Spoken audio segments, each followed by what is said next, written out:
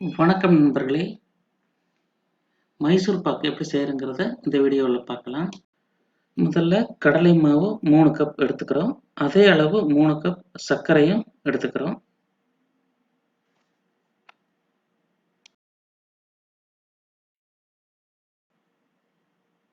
கடலை மாவை லேசா வறுத்து எடுத்துக்கிறோம். அப்பதான் நமக்கு மைசூர் பாக்கு கொஞ்சம் முறுமுறுன்னு நல்லா வரும். வறுத்தெடுத்த கடலை மாவை நம்ம ஒரு சல்லடை வச்சு நல்லா சலிச்சு எடுத்துக்கிறோம்.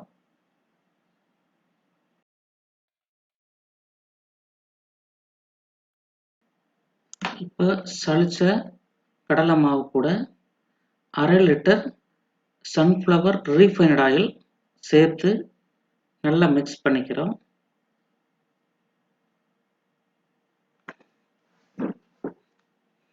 இப்போ அந்த பபுள்ஸ் எதுவும் இல்லாமல் நல்லா மிக்ஸ் பண்ணி எடுத்துக்கிறோம்.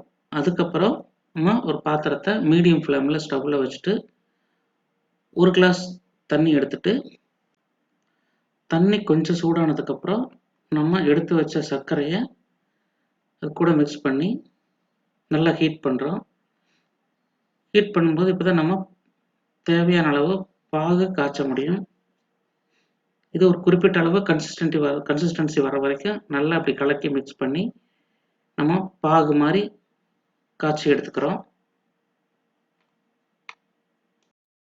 இந்த சர்க்கரை பாகு கூட நம்ம கரைச்சி வச்சிருக்கிற கடலை மாவு மிக்ஸை சேர்த்து நல்லா கலக்கி விடுறோம்.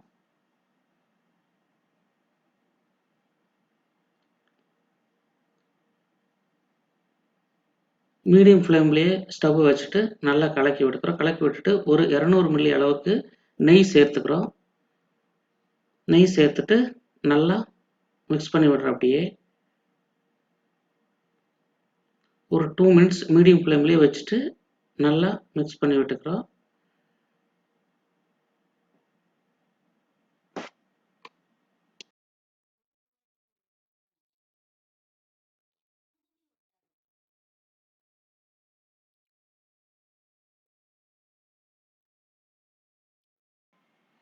ஒரு சுத்தமான பிளேட் எடுத்து அதில் கொஞ்சம் நெய் தடவி விட்டுக்கிறோம்.